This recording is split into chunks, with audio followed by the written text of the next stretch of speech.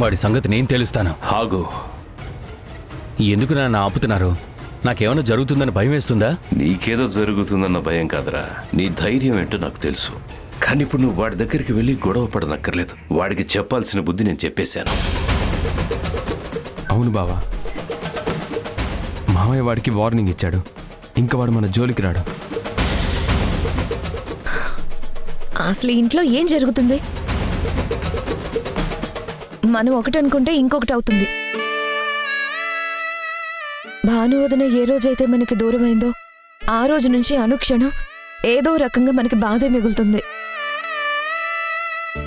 సంతోషం అన్నదే కనిపించడం లేదు. ఇంటిని కాపాడే ఇల్లాలు ఇంటికి దూరం అయితే ఆ ఇల్లు దెయ్యాల దెబ్బ అవుతుందని ఊరికినే పెద్దలు అనలేదే. బాను మనందరికీ దూరం అయిపోయిందన్న బాధను మర్చిపోవడానికి ఇన్ని రోజులు సమయం పట్టింది. అన్నీ సర్దుకుని కార్తీక్ జీవితాన్ని నిలబెడదామని నీలిమని కూతురుగా మార్చుకుని పెళ్లి చేయాలనుకున్నాడు వాసు.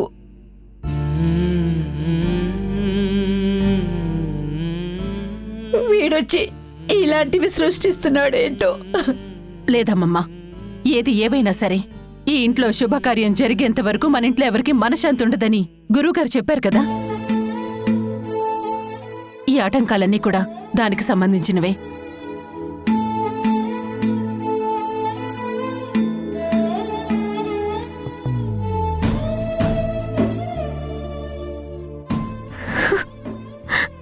నాకే ఎందుకు ఇలా జరుగుతుంది?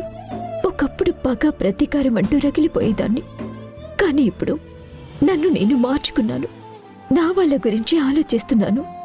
ఇప్పుడు భాను మీద నాకు పగలేదు, కానీ తను బతికి లేదని తనకి ఆశ్రయం ఇచ్చిన వాళ్ళు చెప్పారు. లేని భాను గురించి ఇప్పుడు నేను ఎలా ఆలోచించాలి? ఈ కుటుంబం గురించి ఆలోచిస్తూ ఉంటే అజయ్ రూపంలో నాకు మళ్ళీ టార్చర్ మొదలైంది. ఇప్పుడు నేనేం చేయాలి? ఈ అగ్ని పరీక్ష నాకే ఎందుకు ఎదురవుతుంది?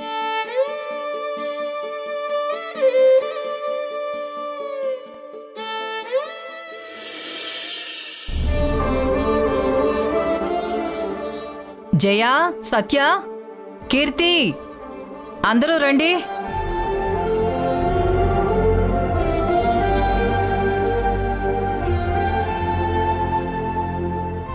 ఇన్ని రోజులు తను రాదే అనుకుని చూశాం, కానీ ఇప్పుడు తను కీర్తి అని తెలిసింది. మన ఊరికి సంబంధం లేని అమ్మాయి అయినా ఈ ఊరు గురించి, మన ఇంటి పరువు గురించి ఎంతగానో ఆలోచించింది.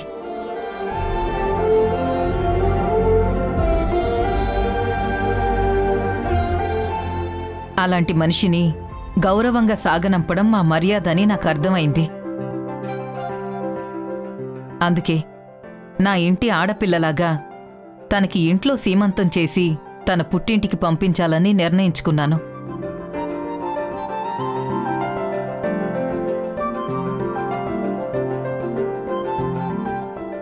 దానికి ముహూర్తం పెట్టాను. ఎల్లుండి మంచి రోజని పంతులుగారు చెప్పారు. దానికి కావలసిన ఏర్పాట్లన్నీ చూడండి. తప్పకుండా అమ్మా. కీర్తి సీమంతం అంగరంగ వైభవంగా జరిపించే బాధ్యత నాది. ఎక్కడా ఏ లోటు రానివ్వను.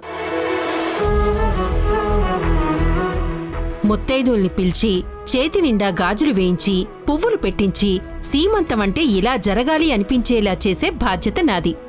ఏంటక్కా, నిన్నటి వరకు తన మీద కోపాన్ని చూపించావు, మరిప్పుడేంటి ఇంత ప్రేమను చూపిస్తున్నావు? తను రాదైతే నాకెంతో కొంత కోపం ఉండేది. నిన్ను ప్రేమించిన మనిషి నీకు దూరంగా ఎందుకు వెళ్ళిందో అని. కాని తను కీర్తి కదా, తన మీద నాకెందుకు కోపం ఉంటుంది? నువ్వు అభిమానిస్తున్నావంటే ఖచ్చితంగా దాని వెనకాతల ఏదో కారణం ఉండే ఉంటుంది. ఏంటండి, ఏదో ఒకటి మనసులో పెట్టుకుని బయటికిలా మాట్లాడుతున్నానని మీ ఉద్దేశమా? రాధని కీర్తిగా చూపిస్తున్నావు. తనని ఇంటి నుంచి పంపించడానికి ఎంత డ్రామా ఆడుతున్నారు. నిజంగా పెద్ద నటనే ఉందని తెలిసింది. నాకే ఆశ్చర్యంగా ఉంది. తెలియకపోయినా నాన్న నిజమే చెప్పారు. అమ్మా, మా పిల్ల గురించి మీరు ఇంతలా ఆలోచిస్తున్నందుకు నిజంగా మాకు చాలా సంతోషంగా ఉంది. మా ఇంట్లో సీమంతం అంటే పక్కింటి వాళ్ళని పిలిపించి అక్షింతలు వేయిస్తాను. కానీ మీ ఇంట్లో జరుగుతోంది అంటే అది ఎంతో వైభవంగా జరుగుతుంది. నా కూతురు అదృష్టవంతురాలు. మరే కావలసినవన్నీ పెడతారు, ఎన్నో కానుకలు కూడా ఇస్తారు కదండి. చేసేది సీమంతం.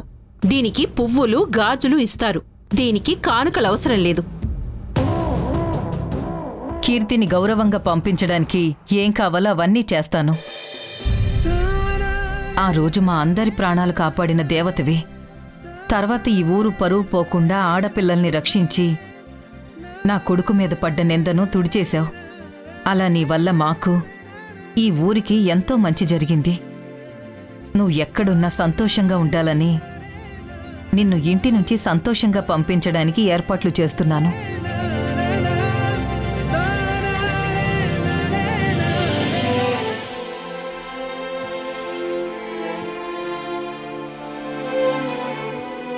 ప్రాణం పోయినా పర్వాలేదు, కానీ పరువు మాత్రం పోకూడదు మురారి. ఈ మాట నువ్వు చెప్పిందే. అందుకే ఆ మాట నిలబెట్టుకోవడానికి నేను ఈరోజు ఈ పని చేయబోతున్నాను.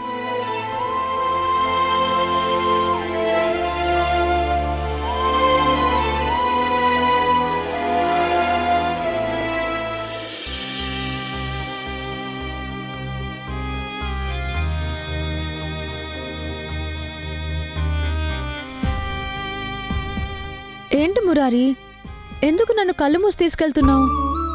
చెప్పాను కదా రాధా, నీకు సర్ప్రైజ్ ఇవ్వబోతున్నానని. అంతవరకు నువ్వు కళ్ళు మాత్రం తెరవకూడదు, ఓకేనా? హే, నా జీవితానికి నువ్వే ఒక పెద్ద సర్ప్రైజ్. ఇంతకన్నా నాకు ఇంకేం కావాలి? ప్లీజ్ చెప్పు అదేంటో. ఎందుకంత కంగారు? నేనిచ్చే గిఫ్ట్ చూశాక నీకే అర్థమవుతుంది కదా. వెయిట్.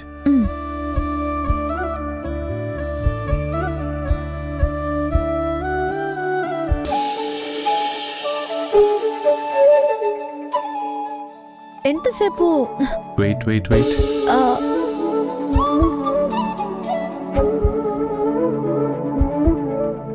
రాధా, ఇప్పుడు కళ్ళు తెరు.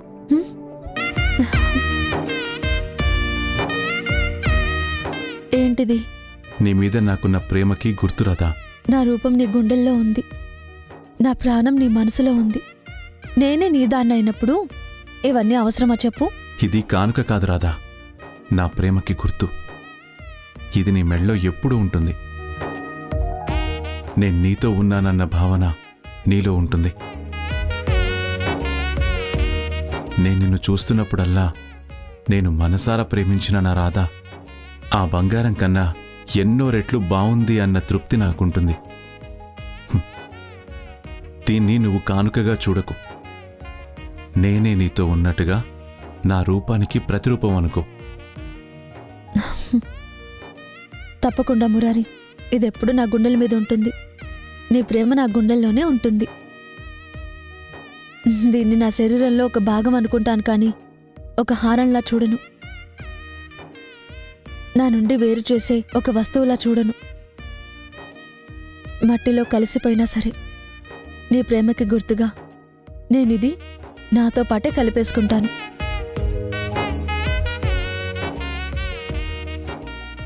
నువ్వే జీవితం అనుకుని బ్రతుకుతున్నవాణ్ణి. నా జీవితంలో నువ్వు లేని క్షణాన నాకు నరకమే ఉంటుంది తప్ప ఆనందం ఉండదు.